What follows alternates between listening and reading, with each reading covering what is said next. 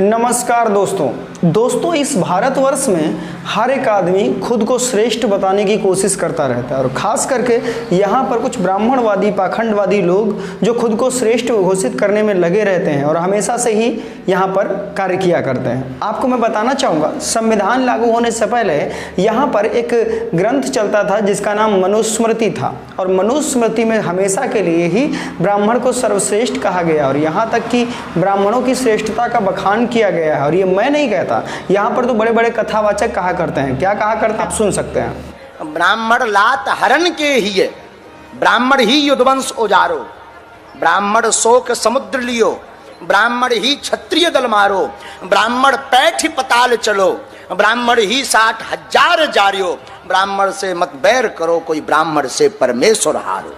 लेकिन सोचने वाली बातें हैं दोस्तों, इनकी सच्चाई तब सामने आती है और इनकी बातों से ही समझ में आता है। आज के समय में 21वीं सदी का समय है, लेकिन फिर भी इनकी जो बोलचाली की भाषा है, इनका जो तरीका है, इनका जो पाखंड फैलाने का जो असर है वो कम दिखाई नहीं दे रहा है। हमेशा से ही पाखंडवाद पर जोर देने वाले ऐसे पाखंडवादी लोग, हमेशा से ही पाखंडवाद को बढ़ावा देने वाले लोग ये समझ ही नहीं पाते हैं कि सच क्या है और झूठ क्या है, सही क्या है गलत क्या है। दोस्तों ऐसे ही मैं अभी एक वीडियो देख रहा था और एक वीडियो हमारे हाथ लगा और उस वीडियो में क्या है ये सोचने की बात है। बहुत ही गिरी हुई सोच के साथ एक व्यक्ति है, क्या कहें उसका नाम तो हम लेना नहीं चाहते, कथावाचक व्यक्ति है, तो उसका चेहरा देखिएगा आप समझ जाएंगे।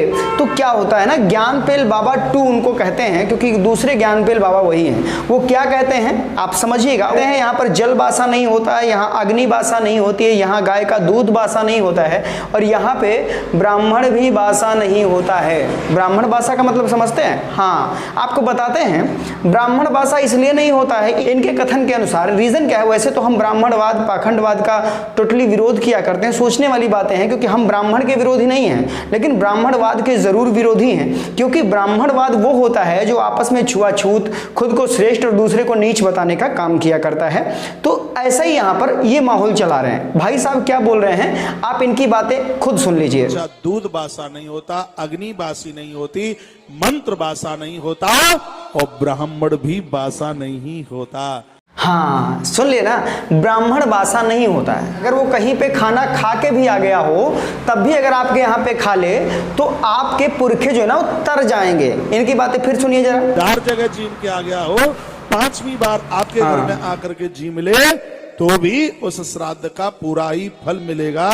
ये बात डंके की चोट कही जा रही है। हाँ सोचिएगा, ये इनका कहने का मतलब साफ ये है कि अगर वो कहीं पर खा के भी आया हो फिर भी वो बासा नहीं है। मतलब इतना बड़ा पेट है कि वहां भी खाएं, वहां भी खाएं, वहां भी खाएं और उसी दिन दूसरे के यहाँ भी खाएं। भाई अगले दिन के लिए भी छोड़ दे हैं। कितना बड़ा पेट होगा यार, कितना कितना खाएंगे, सबको समझ में नहीं आता। खैर कोई नहीं, इतना तो कुछ भी नहीं था। वैचारिक जागरूकता मंच की तरफ से द्वितीय धम्म यात्रा का आयोजन किया जा रहा है, जिसमें 3 जगह जैसे लुम्बिनी वन जहाँ पर सिद्धार्थ गौतम का जन्म हुआ था, उनका जन्म स्थान, कपिलवस्तु जहाँ पर वो खेला करते थे, जहाँ उनका घर था, उसके बाद में उनका परिनिर्वाण स्थल जहाँ पर उनका महापरिनिर्वाण हुआ था, कुशीनगर। इन 3 जगहों का भ्रमण किया जाएगा। उस यात्रा के दौरान आपको रहना, खाना, पीना इन सब की उचित व्यवस्था रहेगी जो कि टीम की तरफ से रहेगी। सुबह का नाश्ता और सब कुछ, बीमार होने पर दवाई भी टीम की तरफ से प्रोवाइड कराई जाएगी, जिसमें आप लोगों को सिर्फ 3,000 रुपये देने होंगे। बाकी जितना आपका खर्चा रहेगा, रहना, खाना, दवाई, नाश्ता, चाय, वो सब कुछ टीम की तरफ से आप लोगों को प्रोवाइड कराई जाएगी। सीमित समय तक ऑफर है, कम सीट बची हैं, आप सभी लोग जल्द से जल्द बुक कर सकते हैं नीचे दिए गए नंबरों पर। धम्म यात्रा 27 सितंबर 2022 को शाम को 6 बजे गोला गोकर्णनाथ के रेलवे स्टेशन के पीछे से रवाना होगी। उसके बाद सीतापुर होते हुए सीतापुर में पहुंचने पर 1 घंटे वहां पर लोगों का इंतजार करेगी। उसके बाद वहां से रवाना होगी। जो भी इच्छुक धम्मबंधु हैं अपनी सीट बुक करा सकते हैं नीचे दिए गए नंबरों। बाकी डिस्क्रिप्शन बॉक्स में भी आपको मोबाइल नंबर मिल जाएंगे, आप कॉल करके अपनी सीट बुक करवा सकते हैं। ये लोग किस कदर गिर सकते हैं और खुद को श्रेष्ठ साबित करने के लिए कितना क्या कर सकते हैं समझ में ही नहीं आता। ये क्या कहते हैं, इतना तो कुछ भी नहीं है।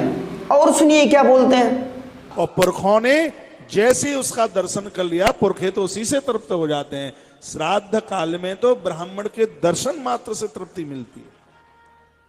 और ऐसा ब्राह्मण मिल जाए जो गायत्री जपता है, हाँ, जो गायत्री मंत्र जाप करता हो वो ब्राह्मण सबसे अच्छा है और उसके मात्र दर्शन से ही आपके पुरखे तर जाएंगे। और समझिए, ब्राह्मण ने आपके घर में प्रवेश किया और पुरखों ने जैसे ही उसका दर्शन कर लिया, पुरखे तो उसी से तृप्त हो जाते हैं। श्राद्ध काल में तो ब्राह्मण के दर्शन मात्र से तृप्ति मिलती है। हाँ, मतलब ये है, इनका कहने का मतलब ये है कि ब्राह्मण को खाना खिलाओ या ना खिलाओ, आपके घर में खाली कदम रख दे आपके पुरखे तर जाएंगे। भाई मेरी समझ में ये नहीं आता है कि जब किसी की मृत्यु होती है, ठीक है, तो लोगों का ये मानना होता है कि बिना मौत का आदमी मरता ही नहीं है, बिना टाइम का आदमी मरता नहीं है। जब बिना टाइम का मरता नहीं है तो लोग भटकते क्यों हैं? क्यों भटकते हैं भाई? एक तरफ ये कहा करते हैं ना कि जो बेटाइम मरता है वो भटकता है। अजीब बात है, मतलब कुछ भी बोल देते हैं लोग। खैर कुछ नहीं, और समझिए क्या बोलते हैं, इनकी बातें सुनिए जरा। मैं अपनी बड़ाई नहीं कर रहा हूं, भगवान मुझे माफ करे। मुझ जैसा ब्राह्मण आपके घर में पानी का घूंट भी पी के आ जाए तो पुरखे तृप्त हो जाएंगे, नाचने लगेंगे। असली बात तो यहां पता चलती है भाई, इनका कहने का मतलब साफ है कि हमारे जैसा ब्राह्मण, ऐसा ब्राह्मण आपके घर में पानी का घूंट भी पी के आ जाए तो पुरखे तृप्त हो जाएंगे, नाचने लगेंगे। मतलब इनके जैसा ब्राह्मण अगर इनके घर पे चला जाए, किसी के घर पे चला जाए, मतलब इनको बुला लीजिए आप, खाना खिलाइए, अच्छी दान दक्षिणा दीजिए, आपके पुरखे तर जाएंगे। कितनी नौटंकी करते हैं लोग भाई, इतनी नौटंकी तो हमने देखी नहीं आज तक। इस प्रकार की नौटंकी भाई अपना पेट चलाने के लिए, गजब बात है यार। मतलब कुछ भी सोचने की बातें हैं, विचार करने की बातें हैं कि ऐसे लोग पाखंडवाद को बढ़ावा देने का काम करते हैं। हम लोग क्या करते हैं, पाखंडवाद खत्म करने की बात करते हैं, जिससे समाज में शिक्षा का स्तर बढ़े, समाज में समानता बढ़े। हम लोग ये चाहते हैं, लेकिन ये पाखंडवादी लोग पता ही नहीं, इनको खिलाओ भैया, खिलाओ, लेके जाओ, हाँ ले जाओ।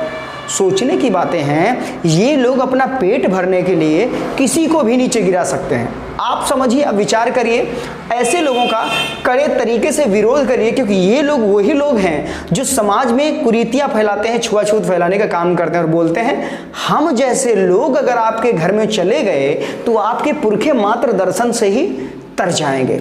इनके जैसे लोग अगर घर में चले गए, इतना खुद को श्रेष्ठ समझते हैं, ये तो नहीं भैया। ये लोग क्या कहते हैं, इसके लिए आप आई बटन पे क्लिक करके आप वीडियो देख सकते हैं, मैंने वीडियो डाला हुआ है वो। हालांकि वीडियो जो है प्रशांत बौद्ध का वीडियो है, उसमें आपको पूरी डिटेल मिल जाएगी। समझने वाली बातें किस तरीके से समाज को बरगलाने का काम करते हैं और अपनी वीरता का बखान करते हैं। खैर कोई नहीं दोस्तों, आज के लिए इतना ही, मिलते हैं अगले वीडियो में, तब तक के लिए नमस्कार।